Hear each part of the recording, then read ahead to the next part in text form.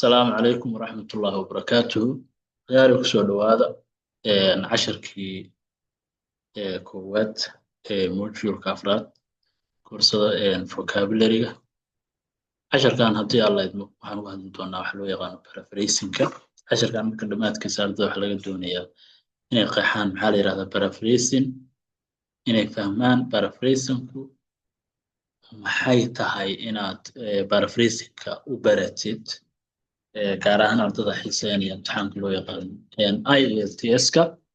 sidoo kale inaad maaragtay paraphrasing saameynta ku leeyahay lexical resource-ga oo maaragtay qayb muhiim ah oo ka mid ah 25% lagu soo imtixaanka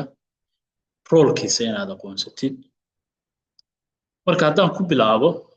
paraphrasing maxaa la yiraahdaa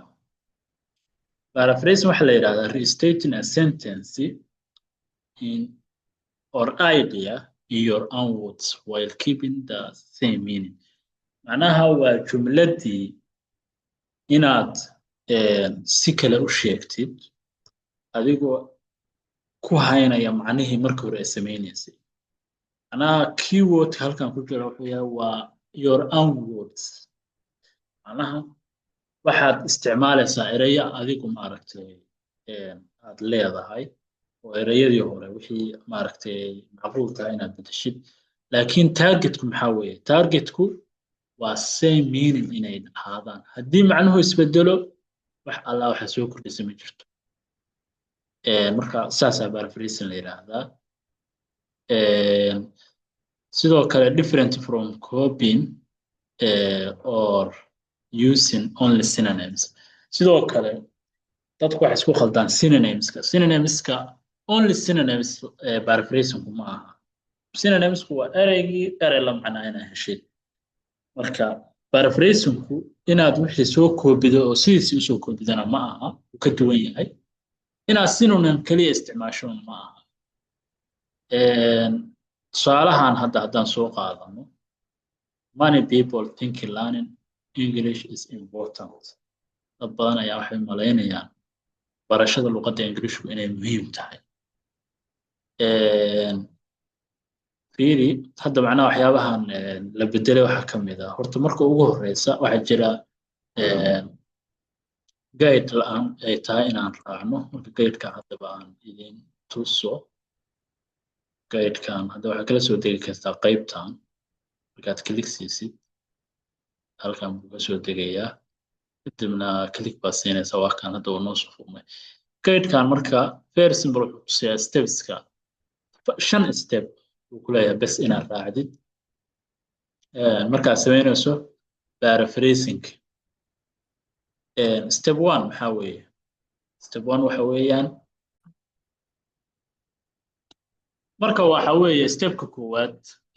waxa weeye horta inaa akhridid waxa lagu siiyay inaa akhridid stepka labaadna waxa weeye erayada muhiimka ah inaad calaamadsato stepka saddexaadna waxa weeye inaad markaas qoratid your own works macnaha paraphrasing aad samaysid stepka xigana waxa weeye waxaad hubisaa qaybaha muhiimka ah oo dhan inaad waxa weeye aad maxaa la yiraahdaa qoratay stepkana wuxuu aad u quseeyaa dadka inta badan text citation-ka iyo markay sameeyaan paraphrasing waxa weeye qofka tusaalahan hadalkii uu yiri baa sidiisa hadda u soo qaadato marka text citation-ka sameynayso waxa qoraysaa tusaalahan author-ka magaciisa waxa raacinaysaa comma sanadka kadibna page-ka ama paragraph number-ka paraphrasing markaad sameynaysid wuxuu noqon karaa inaadan hadalka sidiisa u soo qaadan marka quotation ma gelinaysid hadalkii baad soo qaadanaysaa kadibna waxaad sameynaysaa bracket baa furaysaa waxaad qoraysaa author-ka iyo sanadka loo qoray baa qoraysaa marka macnaha wuxuu leeyahay meeshuu ka bilaabanayo iyo text citation-ka halkaas bay iska soo gelayaan marka 5 step oo fudud ayaan raacaynaa tusaalaheena inuu ku dabaqeynaa Salaada waxaan haysanaa many people think learning English is important. Dad badan ayaa u malaynaya in barashada luqadda Englishku ay muhiim tahay. marka halkan waxaan haysanaa many people think ya dad badan ayaa u malaynaya halkan many people baan rabnaa horta waxa weeye horta stepkii koowaad muxuu ahaa inaad waxa fahanto waa fahansanahay oo dee waa inaga macnaynay lambar laba muxuu ahaa lambar laba wuxuu ahaa inaan calaamadsanno meelaha muhiimka ah oo hadda aan rabno inaan ku samayno isbedelka waxaan calaamadsanayna many people oo kale sidoo kale maxaan rabnaa inaan bedelno think ya learningna waa rabnaa inaan bedelno importantna waa rabnaa marka waa kuwa keywordska maaragtay rabtid ayaad calaamadinaysaa maxay noqotay it's widely believed maxaa hadda halkaas ku bedelna many people think many people think maxaa lagu bedelay it's widely believed waxa si maaragtay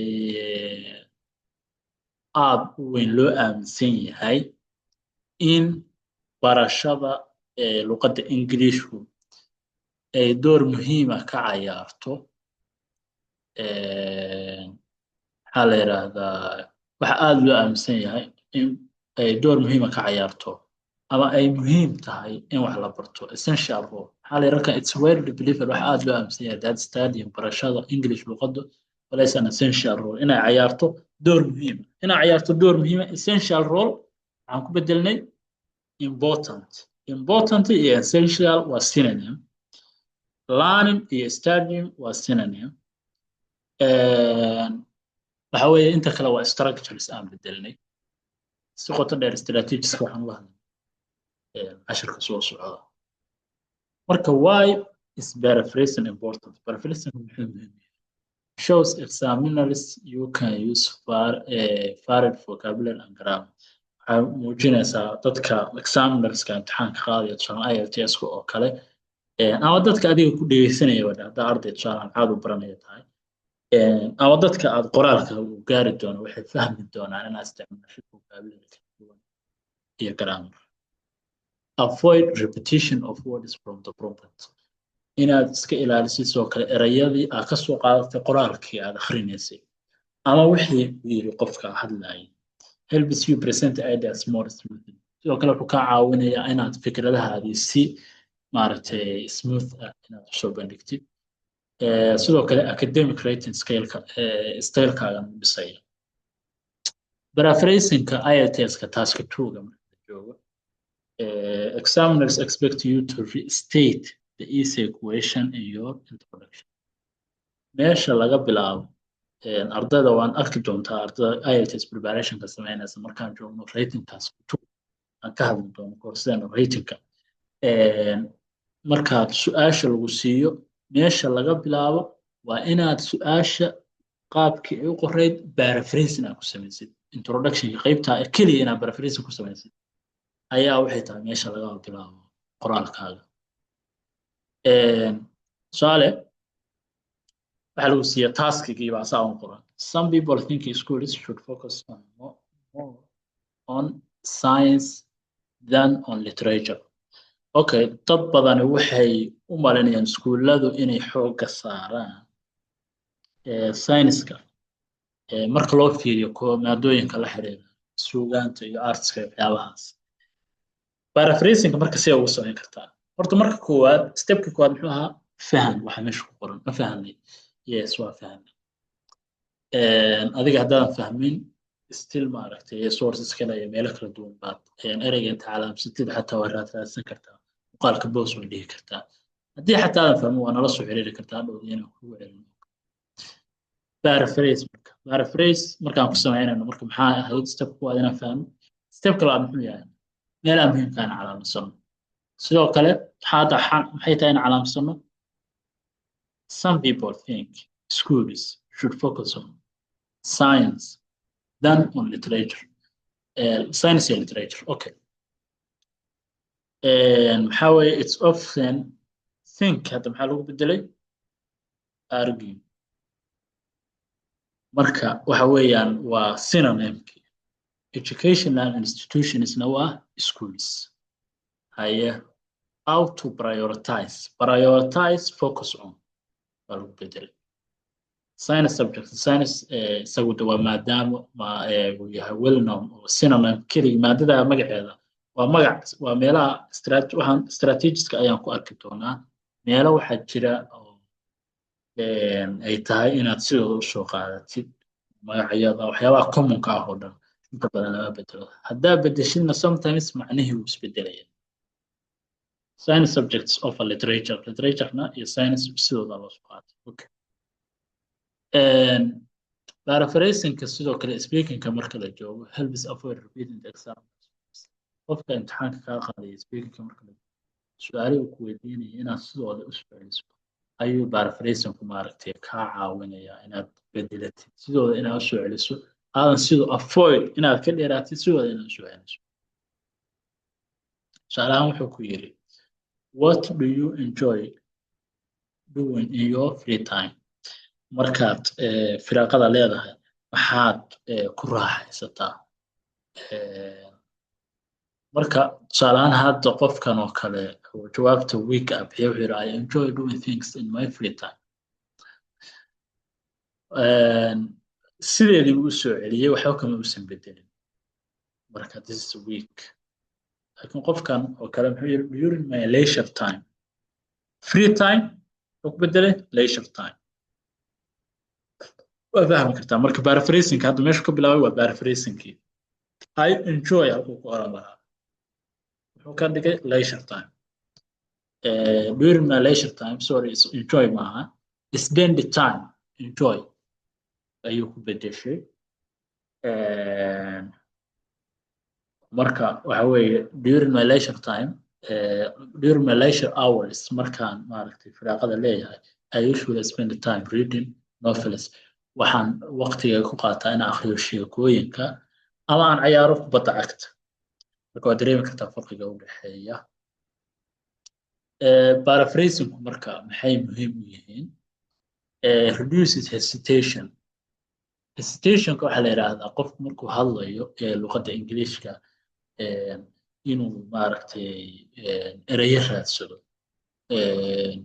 oo maaragtay uu ama erey ku celceliyo ama uu isticmaalo ereyo maaragtay waxa jira la isticmaalo marka hesitationska qofku inuu sameeyo warwareeg camal oo kale uusan ereygii hal mar wada keenin xoogaa u warwareego ama uu raadiyo baa la yidhaahdaa halkaa maxaa la yidhi ready-made jokes make speaking smoother inaad paraphrasingkan isticmaashid ama maaragtay collocationska ayaa casharka hore aan uga hadlayna waxay kaa caawinaysaa speakingka mid smooth ah si fiican aad u hadashid improves easy flow sentences connect naturally sentenceyadu si dabiici ah ayay isu qabsanayaan sidoo kale wuxuu tusayaa shows advanced think you can rephrase ideas in multiple ways inaad maaragtay qaab kale aad u dhigi kartid ideaskaas adigoo aan macnihii bedelayn paraphrasingka marka la joogo tusaale ahaan dadka baan scorekoodu 5 ilaa 6 u dhexeeya oo kale copy words oo repeat basic language erayadii su-aasha laga weydiiyey waxay ku bilaabayaan inay sidoodii u celiyaan tusaale waxaa la yidhi what do you enjoy I enjoy reading books I enjoy baa ku bilowda reading books hanging out with my family and friends waxyaabahaas oo kale markaad sii wadid macnaha waa okay waxa weye speakingkaagu fiican yahay laakiin maxaad ku bilowday paraphrasing baadan sameyn macnaha hadalkii uu yiri baa ka bilowday sidiis sida professionalka marka waxa weye inaad paraphrasing ku sameyso rephrase bay sameeyaan ardayda baan sameynka jooga ardayda 8 iyo 9 waxa weeye si natural ah bayba u sameeyaan iyagoo wax maaragtay dadaal aan ku bixinayn marka la joogo paraphrasingka waxa jira laba khalad oo waaweyn oo ay tahay inaad maaragtay aad ku maaragtay wacyigashanaato maxaa weeye kow waa paraphrasingku inuu synonyms keliya yahay synonyms keliya maaha strategiska casharka labaad baan ku arki doonaa waxay noqon kartaa formka inaad bedesho structureka inaad bedesho waxyaaba badan baa la bedelaa sidoo kale paraphrasingku inuu yahay wax kasta inaad bedesho kaasna waa fikrad khaldan tusaale haddaa wixiiba aad bedeshid waxa laga yaabaa macnihiina inuu isbedelo haddii lagu siiyo sentence maarata complete sentence ama complex sentence haddii lagu siiyo complex sentencegaas oo dhan haddaa dhahdo waa bedelaya every word oo ku jira tusaalahaan sida hadda soo arkayna science haddaa xataa bedesho waxay noqonaysaa waxaa inuusan maaragtay saxnayn oo macnihii markii hore loola jeeday macnaha kale aad keento tusaale hadda science maxaa ku bedelaysaa waa subject haddaa dhahdo science waxaan ku bedelayaa waxaa la yidhaahdo scientific subjects ma noqonayso hal macne uma keeni karaysid erayada noocaasa sababtoo ah waxay isugu jiraan many subjects waa branch weyn weeye branchiga marka haddii mid ka mida oo hoos yimaada aad ku sheegtid macnada waxay tahay waxyaabihii kale oo hoos yimanayay ayaad ka tagtay taasna macnihii sidii markii hore loola jeeday ma aha true waxa weeye paraphrasing key meaning but macnaha sidiisii ayuu ku ilaaliyaa different words ayaa la isticmaalaa ama structures structure kala ka duwan waa la isticmaali karaa different words waa la isticmaali karaa marka sidaas baa loola jeedaa paraphrasing marka waxaad samaysaa jumladan waxaa ku qortaa labo versions oo paraphrasing ku samaysay adoo raacaya guidekii aan horey u sharaxnay marka arday aad ba mahadsantihiin cashirkan waa cashirka koowaad casharada dambe ayaan paraphrasing aad ugu faahfaahin doonaa sources insha allah dheeriyaan la wadaagi doonaa marka aad ba mahadsantihiin waxaad kala soo degi kartaa guideka markaad tagtid qaybta father sourceska halkaan markaad qaybtaan kugeyn doonaa qaybtaan markaad tagtid halkaan click to download the file waxaa kala soo degaysaa guideka guideku sidoo kale wuxuu leeyahay tool oo kaa caawinaya inaad xataa paraphrasing sometimes inaad jumlad aad ku samayso halkan baa ku qoraysaa xaggan markaa ku qortana wuxuu kusoo saarayaa synonymska isagoo inta badan synonyms buu kusoo saarayaa oo haddii ay ku jiraan tusaale ahaan erayo hadda jumladeeniiba aan soo qaadano exampleka hadda ayaan ku bixinay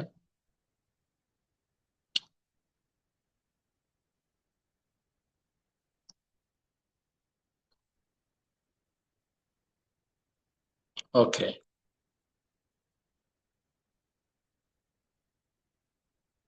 haddaan copy intaan soo niraahno halkan aan bast ku niraahno kadibna paraphrase aan niraahno soo ma aragtid macnaha hadda many people muxuu ku bedelay a lot of people think wuxuu ku bedelay believe that learn wuxuu ku bedelay studying English is crucial soo ma aragtid important wuxuu ku bedelay crucial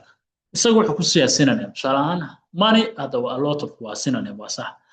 think believe that learn studying important crucial waa sax laakiin ma aha kaliya synonym in la isticmaalo paraphrasing ku saan hadda ayaba ku sheegnay qaybta maaragtay dambe paraphrasing waxa weeye waxyaabo badan casharkaasna waxaan aad u faahfaahin doonaa mawduucaasna waxaan aad u faahfaahin doonaa casharkeena labaad haddii alla marka khiyaaray faylkaana waxaa kala soo degi kartaa qaybta pdf-ka qaybtaan soo degi kartaa halkaan muuqaalkan hadda aan duubayana isla halkan markaad klik siiso ayuu ku soo bixi doonaa haddii alla marka aad u mahadsantihiin casharkeena maanta intaas ku eegyahay asalaamu calaykum